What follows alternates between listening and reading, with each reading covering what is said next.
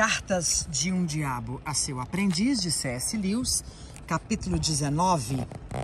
Meu querido Vermelindo, estive pensando profundamente sobre a pergunta que você me fez em sua última carta. Se, conforme eu claramente demonstrei, todos os seres estão em competição por sua própria natureza e, portanto, a ideia de amor do inimigo, de certo modo, é uma contradição. O que será da minha advertência reiterada de que ele realmente ama o verme humano e realmente deseja a liberdade e a existência eterna deles? Espero, meu querido rapaz, que você não tenha mostrado as minhas cartas a ninguém. Não que isso importe. Qualquer um veria que a aparente heresia na qual eu caí é puramente ocidental. Aliás, espero que você também tenha entendido que eu estava brincando quando fiz algumas referências aparentemente nada elogiosas à Remeleca.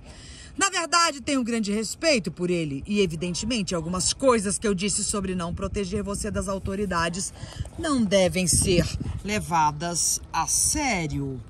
Você pode confiar em mim para cuidar de seus interesses. No entanto, mantenha tudo trancado a 7 chaves. A verdade é que eu, por puro descuido, cometi o deslize de dizer que o inimigo ama os seres humanos de verdade. Isso, é claro, é algo impossível. Ele é um ser único e eles são distintos dele. O bem deles não pode ser o dele. Toda a conversa dele sobre o amor deve ser um disfarce para alguma outra coisa. Ele deve ter algum motivo real para tê-los criado e para aguentar o trabalho que eles dão. O motivo pelo qual acabamos falando como se ele realmente tivesse esse amor impossível é nosso fracasso absoluto em descobrir o verdadeiro motivo. O que ele pretende fazer com eles é uma questão insolúvel. Não vejo nenhum problema em lhe dizer que essa mesma questão foi a causa principal da briga do nosso pai com o inimigo, quando a criação do homem foi colocada em debate pela primeira vez e quando, mesmo naquele estágio precoce, o inimigo confessou livremente que previa certo episódio sobre a cruz. Nosso pai, muito naturalmente, solicitou uma audiência e pediu uma explicação. O inimigo não deu resposta, a não ser gerando uma lorota sobre o amor desinteressado que ele tem deixado circular desde então. Naturalmente, isso era inaceitável para nosso pai. Ele implorou para o inimigo pôr logo as cartas na mesa e deu a ele essa oportunidade, apesar de admitir estar realmente ansioso para saber o segredo. O inimigo respondeu: como eu gostaria que você soubesse. Foi, imagino eu, nesse ponto da conversa que a indignação do nosso pai, por tamanha falta de confiança sem motivo, o fez afastar-se a uma distância infinita da presença de forma tão súbita que deu origem àquela história ridícula contada pelo inimigo de que nosso pai foi expulso do céu. Desde então começamos a perceber por que o opressor foi tão sigiloso. Seu trono depende desse segredo. Os membros da sua facção frequentemente admitem que, se viermos a entender o que ele quer dizer com amor, a guerra terminaria e nós teríamos de regressar ao céu. E aí é que está a nossa grande tarefa. Sabemos que ele não pode realmente amar. Ninguém pode. Isso não faz sentido se pudéssemos apenas descobrir o que ele realmente está tramando. Hipóteses após hipóteses foram testadas sem que tenhamos descoberto. Contudo, não podemos jamais perder a esperança. Mais e mais teorias refinadas, bancos de dados cada vez mais abarrotados, recompensas mais ricas para pesquisadores que fazem progressos, mais e mais punições terríveis para aqueles que falham. Tudo isso buscado com persistência e rapidez até o fim dos tempos, com certeza não deixará de obter êxito. Você reclama que a minha última carta não deixa claro se eu considero estar apaixonado, um estado desejável ou não para um ser humano. Na verdade, Vermelindo, esse é o tipo de pergunta que se espera que eles façam.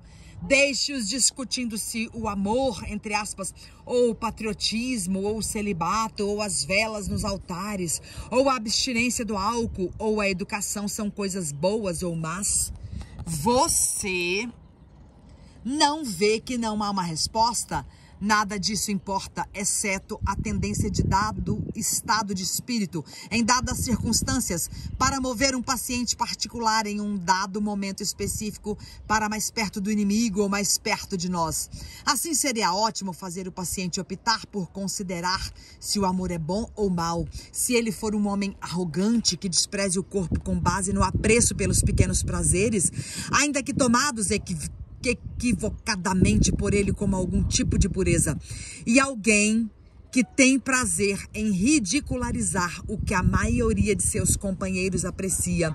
Nesse caso, faça com que ele se decida absolutamente contra o amor. Inculque nele um ascetismo arrogante e depois, quando tiver separado a sexualidade dele de tudo que possa humanizá-lo, faça-o pesar sobre ele de uma forma ainda mais brutal, a cínica.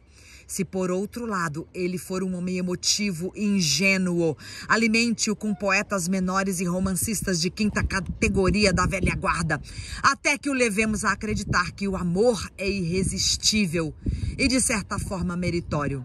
Essa crença não é de grande ajuda, eu lhe garanto, na produção da luxúria ocasional, mas é uma receita incomparável para adultérios prolongados, nobres, entre aspas, românticos e trágicos, que terminam, se tudo correr bem, em assassinatos e suicídios. Se isso falhar, ao menos poderá ser usada para direcionar seu paciente a um casamento útil.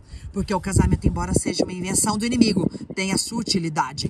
Deve haver várias jovens na vizinhança que tornariam a vida cristã extremamente difícil para seu paciente. Se você for capaz de persuadi-lo a se casar com uma delas, faça o favor de me enviar um relatório sobre isso na próxima vez que for escrever.